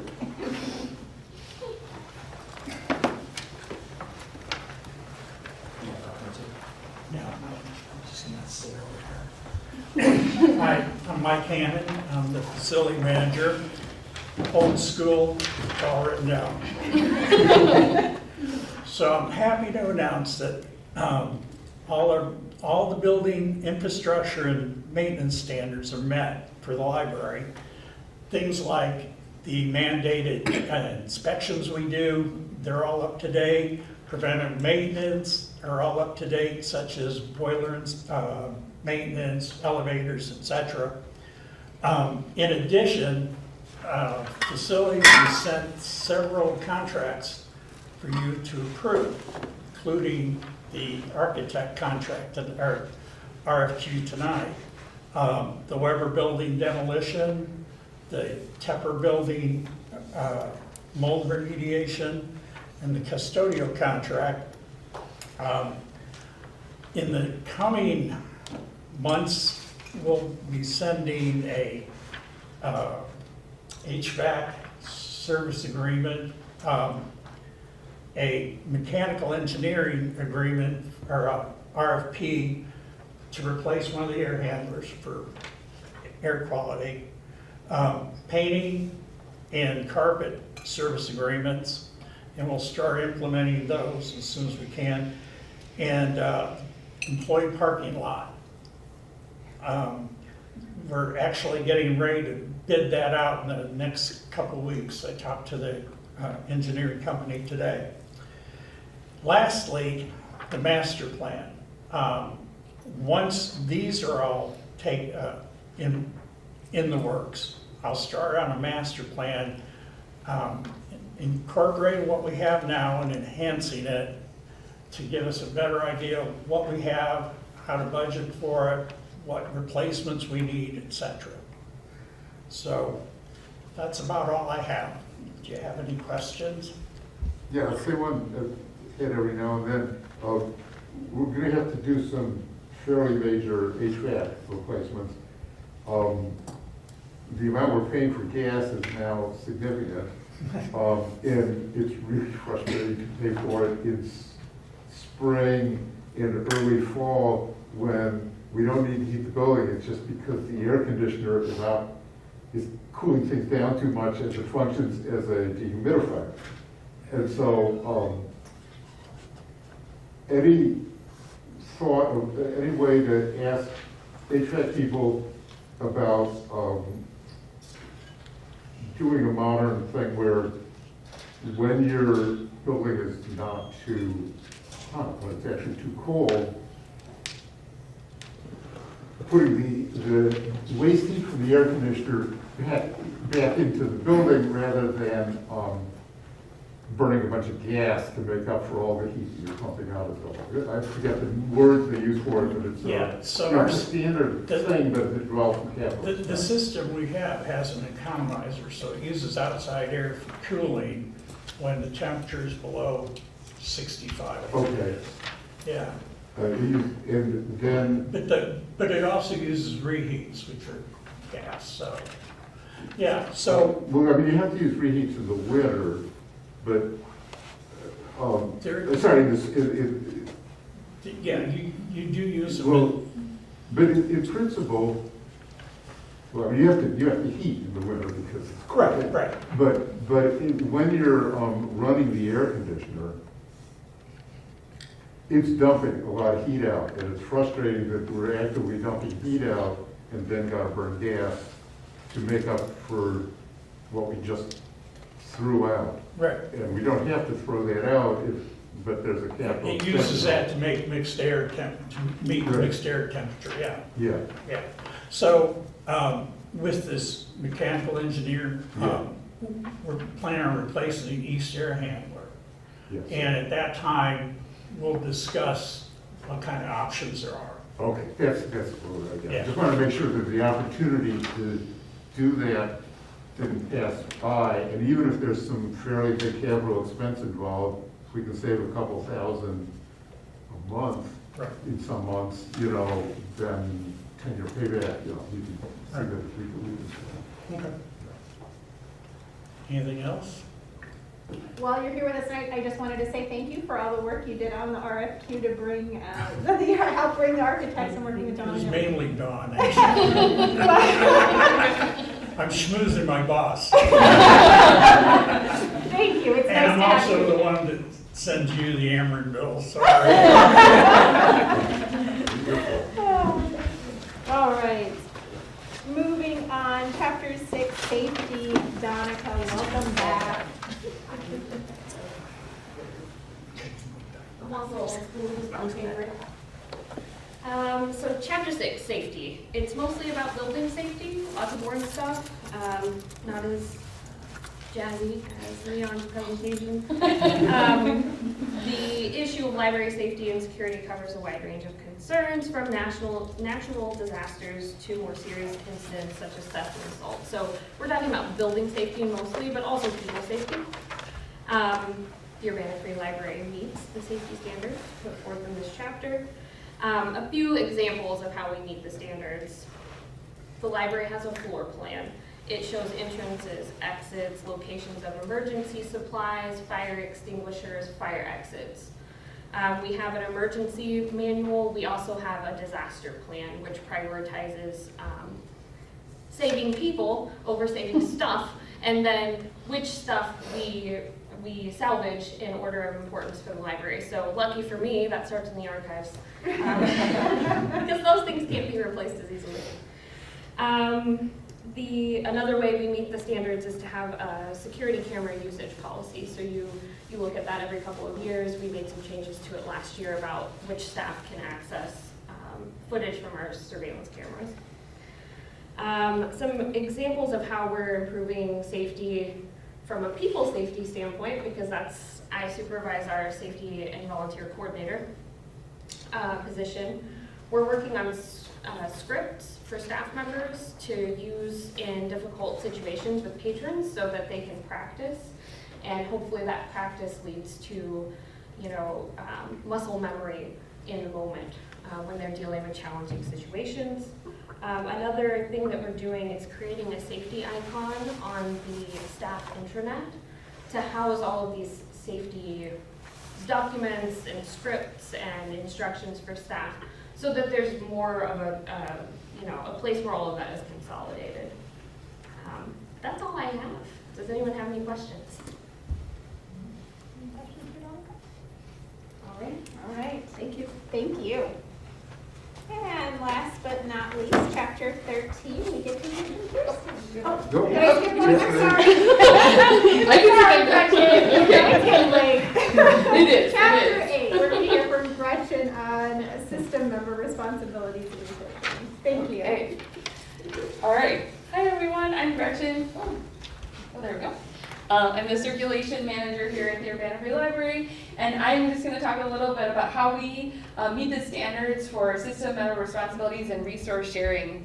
So this is a large priority for us. We do a lot to work with our Illinois Heartland library system. We have staff that participate in various levels of their board, as well as the Illinois Library Association and the Illinois State Library. We meet standards by sharing not only our materials through Illinois, but through the United States, through OCLC. We abide by all of the interlibrary loan code and other agreements through these organizations. We promote statewide tax-supported public library services for every Illinois resident. And because we meet these standards, we are eligible for state grants. Does anyone have any questions? It's pretty quick, it's very good. Okay. Thank you. Brevity is great. And now we can do chapter 13, and welcome Kirsten. Thank you. Nice to see you tonight. Nice to see you too. Gretchen and I were competing for shortest presentation. So I'm presenting on chapter 13. Oh, I'll say I'm Kirsten Gephardt. I'm the new communications and development manager at the library. Started almost 3 months ago. So thank you to Becky for introducing me to chapter 13 not that long ago, but I was able to review it. And so the chapter's on serving our public, and I'm happy to say that we meet those standards. And a couple pieces of those standards that I wanted to highlight that we're looking forward to over the next year is engaging our patrons in new ways using Patron Point. The new platform will be rolling out soon. And so on the left, you'll see just a screen grab of some of the new emails we'll be sending out to our new card holders that will be highlighting different services and resources at the library. So we'll be doing 6 welcome emails over the course of 90 days to just be able to do some different touch points and maybe bring some awareness to some services that people might not be aware of. We're also working on revamping our social media plan, and we've already made some slight adjustments, and we've seen a lot of increased engagement and have been able to showcase other areas of the library in addition to programming. And then finally, we'll be working on creating a really robust communications plan that will have 3 main parts. One will be a marketing plan that will have a SWOT analysis. I've been working with all of our staff to identify some areas within the library where we're doing really well, other areas that can be improved. And we'll also be working on some goals and priorities And then in addition to that, we will be addressing our branding guidelines to really firm that up. And we'll also be working on our style guide, which will be a text-based guide for consistent communications across the library. So if anybody has any questions. Kirsten, when you look at your communication plans, will you be addressing internal communications as well as external communications, in the sense that sometimes it's nice to let everybody else know what's going on within the library, and just having a constant process improvement of sharing information internally? And usually most people are always focusing on their external communication plan for good reason. I mean, that's what your patrons are, but it's nice having both. So our communications plan will be focusing primarily on external communications. And then I think I would definitely be taking the lead from some of our additional staff, like Leon and everybody else who's working on sort of those internal digital communications to improve that, but that's not part of our primary plan at the moment. So Just curious. yeah, but it's certainly on our minds, and I think something that the staff has been working on prior to my arrival, and if I can add something to that, I'm happy to do so. Yeah, I mean, teams, Yeah. Thanks. Thank you. Thank you, Kirsten. I just wanted to make one comment, not really a question, but more of a comment for the board, but one of the items in chapter 13, number 9, just, ask that board administration appropriate staff visit other libraries at least once a year, review other libraries' publications and websites. And I just think that's a really valuable thing, really speaking to the board, but, I had an opportunity to visit a library in Kentucky, and it was newly renovated, and they invited us and welcomed us for an outreach program that we were doing in the community, and it was just wonderfully eye-opening to see some of the ideas, to Celeste's point earlier about bringing in that knowledge of what's new in libraries. So I encourage everyone, when you're on a trip, make that pit stop to local libraries. I took pictures. I have a little reel full of pictures for future use that I was just excited about. Particularly their makerspace was amazing. But it's nice to share that information as we're going into a strategic plan refresh and a building program. It's nice to bring in other ideas, and I know staff have shared other ideas from where they've come from, which has been really exciting to hear. So, that was just my I will add that I think what we've learned a lot too is going into the digital spaces of other libraries, which are really available to us. So especially in the graphics office, we've been using that to our advantage, just what are other libraries doing with their website or on their social media, which has been a really big asset to us. Excellent. Yeah, thank you. Thanks. I just want to say thanks to all 5 of you presented for brevity and clarity. Yeah, a lot of information in a short amount of time tonight. Thank you. Okay, moving on to number 10, our discussion items. This is our strategic plan refresh process. I know there was a handout that was shared as we came in tonight. Celeste, do you want to talk us through that? Sure, and being brief and concise, this is very much like what you saw last month. We will be working with Amanda Standerberg, who was formerly on staff here, but does this type of consulting work across the Midwest. And we are excited to work with her again and help us do the refresh. There's one thing we've added as a tentative, which is having some type of activity at staff day.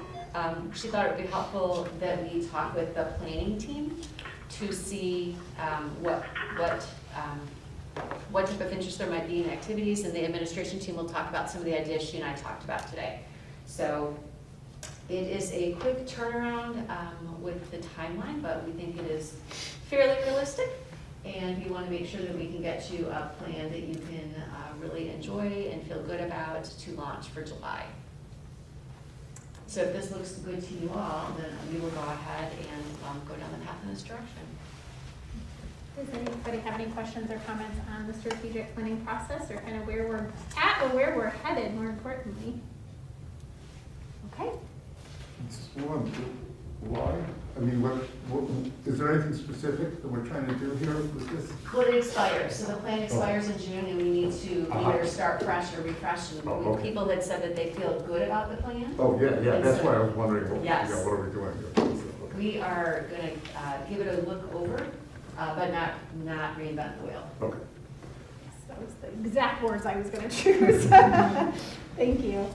Okay, moving on to our reports, starting with the Friends of the Urbana Library.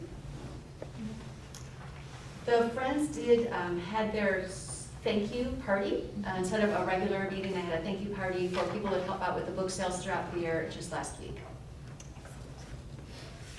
And do we have Gloria's already gone. We have a report. We do. Gloria has said that I could share our Thank update from the you. foundation. So we were excited to raise over $2,500 and engage with over 20 donors at the annual campaign kickoff event last month at Silver Creek. And since the event, the annual campaign donations have been rolling in, and we're grateful for the continued generosity of our community. The foundation board will be receiving a current fundraising total and update at the next meeting on December 21st. The foundation has also implemented a new acknowledgement process to more meaningfully show our appreciation for particularly engaged donors and for donations over $1,000. So we've been able to send handwritten thank you notes to over 30 donors since the beginning of November. So those are people who either attended the kickoff event, have been engaged in a more meaningful way, or donated over $1,000. We also submitted the application to the Freeman Trust last month and accepted it today. So that's been awarded to us. And then the foundation will also be featured in the News Gazette's special holiday section devoted to giving sometime this month. Excellent. Thank you, Kirsten. And Dawn, do we have anything from IHLS? Nothing specific other than if you were to go to their website, they have launched a new website. It's got a completely different look, and it's my understanding that they are now integrating more with the L2 Library Directory and Learning Calendar. So if there are opportunities through IHLS and you don't yet have an L2 login, please let us know and we can facilitate that for you. Okay. Celeste, do we have anything additional from the administrative report? We do not. Thank you. I don't think we have any board or committee reports to share tonight, and fortunately for everyone, I do not have anything additional to report this evening, so thank you for everybody for your engagement and questions tonight. It is much appreciated, the level of preparedness everyone came into tonight with. So, is there any unfinished business? Is there a motion to adjourn? So moved. Thank you. Is there a second? There's no new business. Oh, I'm sorry. Yeah, see, my agenda got cut off. So, yes, there was also no new business, so we'll go back to our adjournment. All those in favor, please say aye. Aye. All those opposed? Thank you, everybody. Have a wonderful evening. Thank you, Jane.